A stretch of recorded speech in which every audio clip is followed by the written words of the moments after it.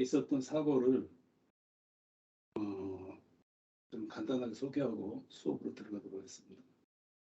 건설 현장에서 사망사고가 계속 나는데 여전히 법 위반이 수두룩하다는 내용이 23일 날 방송이 됐어요.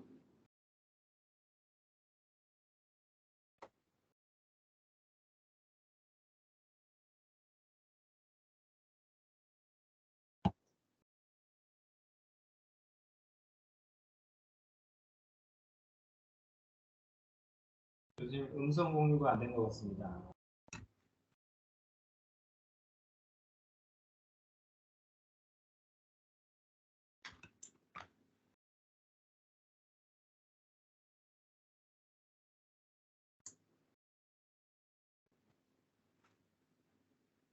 쪽반이 내부로 들이닥칩니다.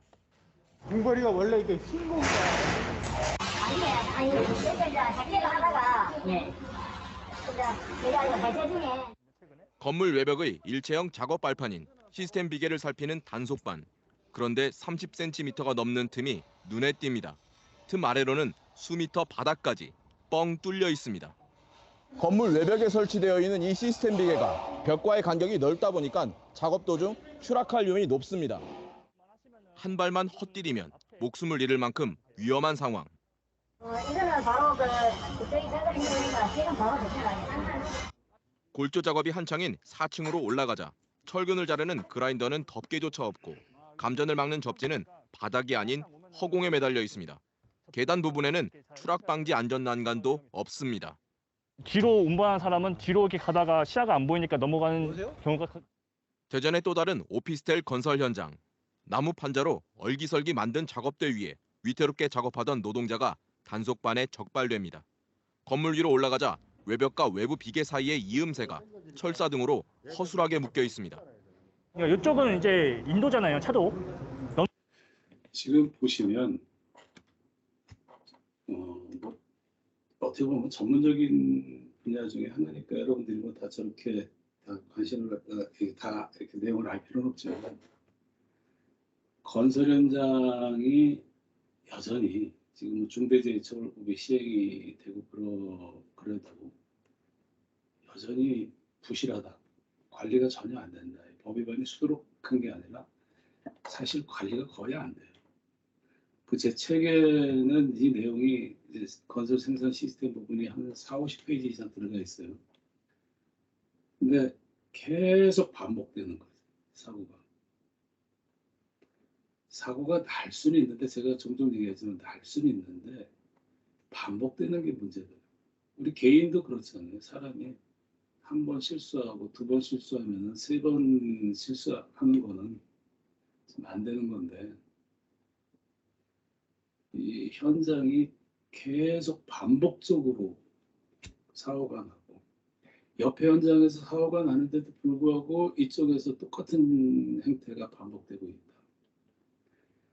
이 분야는 저도 뭐 이쪽 분야에서 일을 하는 사람이지만 특단의 대책을 좀 마련해야 된다 이런 생각이 좀 듭니다. 근본적으로 생산 시스템을 바꿔야 된다.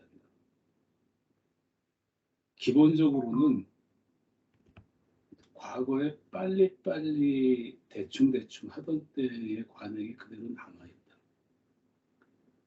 그 너무 뿌리 깊게 남아있다. 이게 꼭 건설 현장뿐만이 아니에요. 이번에 제가 책 쓰면서도 편집자랑 조금 뭐 편집하는 친구랑 조금 좀 제가 이렇게 뭐라 그러나 좀 만족스럽지 못한 부분이 좀 있었는데 편집을 대충 하는 거예요. 인디자인이라는 거 대충 해서 좀 편집이 좀 마음에 안 든다 이렇게 좀 꼼꼼하게 해라 이랬더니 제가 인디자인을 전혀 모르는 줄 알고 이거 작업이 많다 이러면서 자기 다른 일이 있다 이거지. 그냥 이렇게 내가 한 대로 그냥 따르셔 그래가지고 원본 파일을 한테 달라. 이거 일도 아닌 거 갖고서 이렇게 책을 엉터리로 편집하느냐 이렇게 제가 얘기를 하니까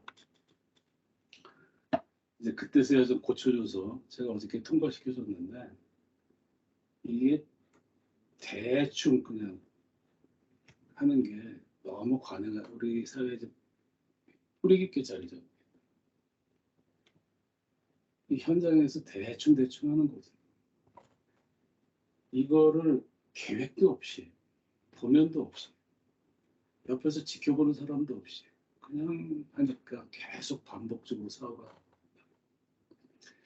제가 요즘에 한번 저번에도 말씀드린 적이 있지만 그 항공사고 수사대라는 프로그램을 계속 하루에 한 편씩 보고 있어요. 이 비행기 사고를 제가 쭉 한 편씩 보고 있는데 왜 비행기 사고를 보고 있느냐 하면 제가 얘기했지만 항공기가 열차랑 항공기랑 제일 안전한 교통수단이에요. 제일 안전한 교통수단인데 그게 이렇게 안전하게 된 데에는 어떤 게 있느냐면 거기 항공수사대 그거를 갖다 보면 거기서도 그런 얘기가 많이 나와요. 자기네들이 만든 가이드라인, 항공사들이 갖고 있는 가이드라인은 피로 씌워진 것이다. 피로 쓰여진 거지. 그러니까 조종사들이 죽거나 비행기가 추락해서 아니면 거기에 타 있는 승객들까지 같이 죽거나 그 한 번의 사고가 일어날 때마다 사고 원인 조사를 철저히 합니다. 위원회에서. 그래서 그거를 거기서 어떤 거를 고쳐야 되는지를 도출을 해서 그거를 자기네만 고치는 게 아니라 전 세계 항공사랑 다 똑같이 공유를 해요. 그 제조사서부터 운행사까지 다 똑같이 공유를 해서 어디서 사고 하나가 나면 그 사고가 똑같이 일어나지 않도록 휴먼 에러가 있었다. 그러면 그 휴먼 에러를 어떻게 시정할 건지에 대해서 그 사고조사위원회에서 찾아가지고 그거를 공유를 하고 기계도 개선도 하고 이런 거를 하거든요. 그게 되니까 비행기가 안전해요. 근데 건설 현장은 지금 어때요? 우리 사고조사위원회 국내에도 보면 항공하고 그 철도는 사고가 나면 사고조사위원회가 꾸려지는 게 아니고 우리나라 그 사고조사위원회가 항공하고 열차는 상설위원회. 국토교통부에 그냥 상설위원회로 되어 있는데 이 건설 현장 같은 데는 이거는 상설이 아니고 대형 사고가 났을 때 그때 임시로 꾸려져요. 대부분의 사고에 대해서 위원회도 없어. 그냥 지들끼리 조사하고서 말아. 그리고 거기서 사고가 난 거를 옆에다 전달도 제대로 안 하고 어떤 가이드라인으로 만들어서 옆에 현장에다 주지도 않아요. 전체적으로 공유도 안 해. 또 그런 가이드라인이 있어도 그거를 감시하는 사람이 없어요. 계속 사고가 반복되는 거지. 이건 한번 생산 시스템 자체를 근본적으로 바꿀 필요가 있다. 이제 비가 내리기 시작했어요. 우리 그저께 서울에도 곡지성 집중호우로 뭐 지금 시설물도 좀 무너졌다 하는 소리가 나오는데 비가 한 120mm 정도 서울에서 내려가지고 도로도 침수가 되고 구조물도 붕괴가 되고 하는 사고가 있는데 이제 지금은 남쪽으로 내려가 있지만 좀 착하게 지나갔으면 좋겠다 하는 생각이 좀 듭니다.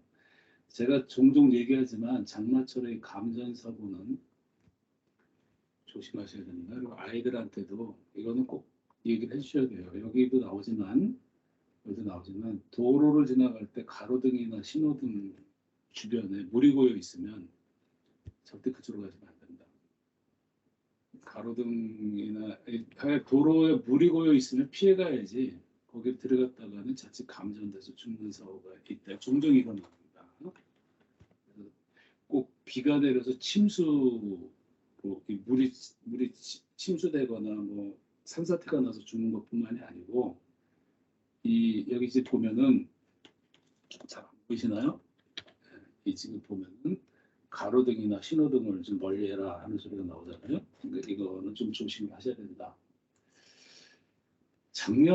이게 지금 미국 아파트 무너졌었던 건데 작년에 마이애미에서 아파트 붕괴 당시가 있었는데 이 안에 비상 버튼이 있었다는 거예요. 그래서 첫 번째 징후가 수영장이 꺼졌었는데 그때 이 비상 버튼 하나만 눌렀으면은 많은 사람들이 대피를 할 수 있었었는데 그때 당시에 이게 무너지기 시작하는데도 불구하고 담당자가 훈련이 안 돼 있었다. 근무한 지 4개월밖에 안 된 경비원이 이 사역을 전혀 교육을 받지 못해가지고 경비원이 전혀 교육을 받지 못해서 눌러 생각도 못했다 이런 거죠. 그러니까 이런 것도 일종의 휴먼 에러다. 그러니까 기계 장비를 잘 갖춰놔도 그 기계 장비의 조작법을 잘 모른다든지 조작법을 좀 헷갈린다든지 뭐 이런 것들이 휴먼 에러거든. 그러니까 기계를 설치했다, 뭐 어떤 전자 설비를 설치했으니까 이렇게 해서 마음 놨다가는 큰일 난다 이럴 수 있어요.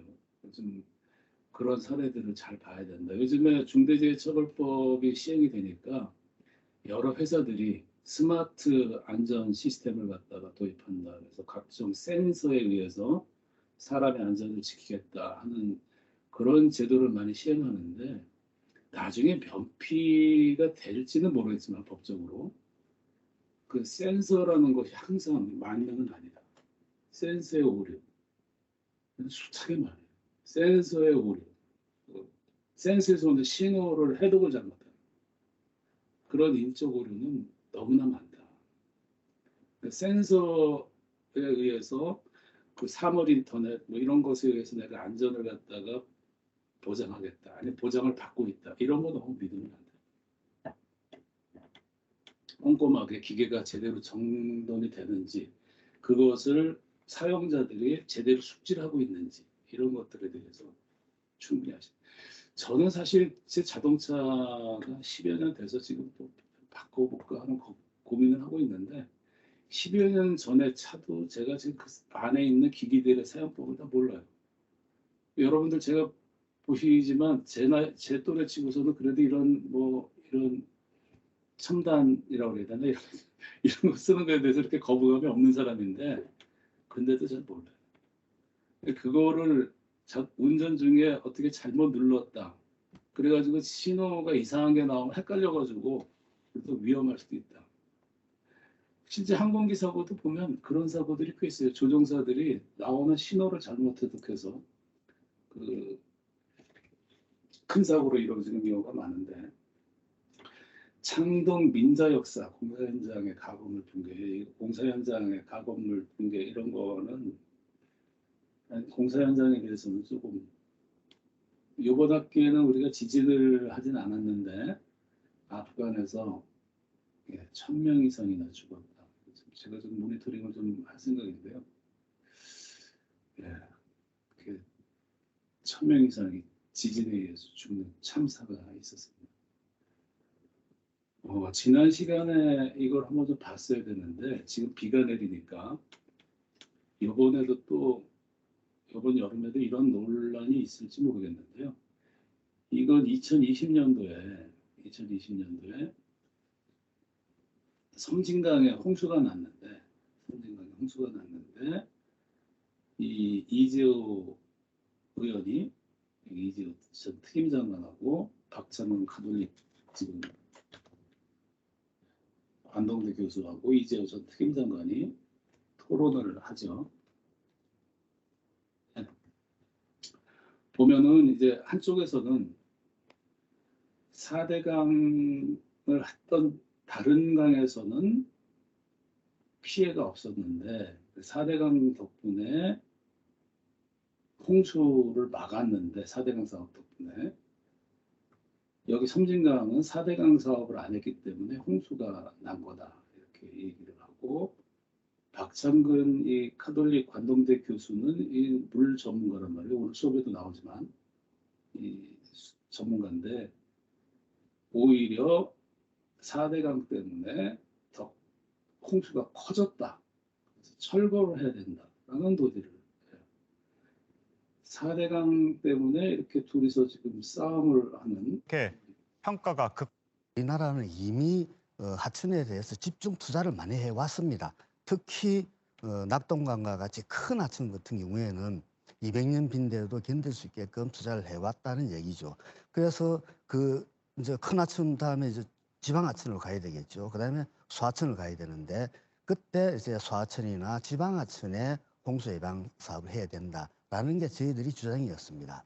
근데 지금 교수님 주장도 일리는 있습니다만은 우리가 이제 전국토의 60 내지 70%가 산악 지역이니까 대개 우리가 가용 면적, 국토로서 가용할 수 있는 면적을 두고 우리가 대개 나라의 절반이다 아마도 이렇게 이야기를 토론을 뭐 다 봤으면 좋겠네요. 이거 오늘 수업을 이거 다 하면 뭐 3시간에도 못 끝나니까 참고적으로 뭐 금방 이렇게 4대강 해가지고 치면은 유튜브에서 바로 검색이 되니까 필요하시면 보시면 되는데 이분은 4대강을 만드는데 거의 주역이었었죠. 4대강 사업을 하는데 거의 주역이었었던 걸로 제가 알고 있습니다. 그리고 이분은 대한하천학회 학회장을 맡을 정도의 전문가예요. 한 분은 4대강을 만든 사람이고 한 분은 우리나라 그쪽 분야의 최고의 권위자 중에 하나다.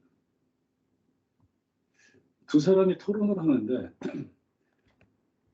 한 사람은 4대강 덕분에 홍수가 안 나게 됐다는 4대강 그 보 때문에 한 사람은 4대강 보 때문에 홍수가 더 심해진다.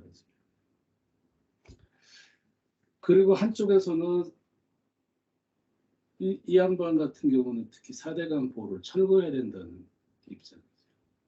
근데 제가 참 답답했던 게 뭐냐면 이런 토론을 갖다 보면 우리 일반인들은 저도 물 전문가는 아니에요. 제가 대학원 처음 들어갈 때는 이 물 쪽으로 들어갔었는데 서울시로 발령받을 때는 구조 역학을 했는데 이런 하천, 바다 뭐 이런 거를 했던 물 쪽에 제가 대학 때는 좀 관심을 갖고 있다가 서울시로 온 다음에는 좀 줄어들긴 했는데 물 전문가는 아니죠. 제가. 근데 일반인들은 이런 토론들은 헷갈려요. 국민들 입장에서 헷갈린다고. 누가 얘기가 맞는지 모르죠. 근데 사실은 저는 이런 분한테 기대하는 거는 뭐냐 하면은 전문가잖아요. 진영의 논리가 아니고 전문가로서 중심을 딱 좀 잡아줬으면 좋겠다 하는 건데 이 양반이 학회장으로 있었던 곳에서 만든 이 하천 설계 기준을 갖다 보면 저 양반이 회장일 때 이게 업데이트가 한번 됐던 것 같은데 한번 보실까요? 이게 설계 기준인데 우리나라 국가 기준이에요. 국가 기준인데 잘 안 보이시죠? 좀. 네, 여기 보시면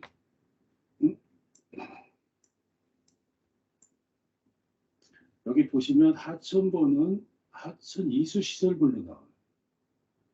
하천 치수시설물에 제방이 있고 호환이 있고 이렇게 돼 있어요. 하천보는 치수시설이 아니라 이수시설이에요. 그리고 하천보라는 게 뭐냐 하면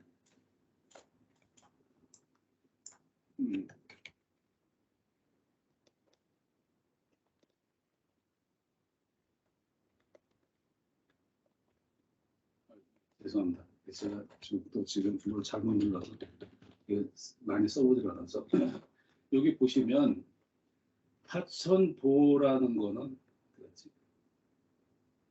네, 이거 하천보요. 하천보는 여기 지금 보면 하천보는 각종 용수의 취수, 주운 및 친수 활동을 위해서 수위 또는 유량을 조절하거나 바닷물의 역류를 방지하기 위한 시설이다. 어디에도 하천보로 취수, 홍수를 막는 그런 역할을 한다라는 건 없어요. 기준에 보면. 그 왜 이수시설 갖고서 이 취수시설인 것처럼 지금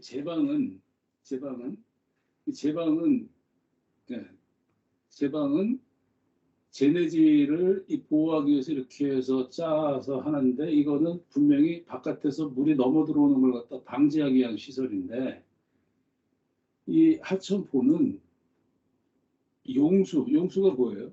우리 식용수, 음용수, 우리 수돗물 먹어야 될 거 아니야, 그지? 농사 짓는 사람들 농업용수, 그 공장하는 사람들 공업용수, 이런 것들의 용수를 어디선가는 취수를 해야 될 거 아니야, 그죠? 우리 지금 서울 같은 경우는 저 팔당에서 지금 우리가 이거를 취수를 하고 있죠.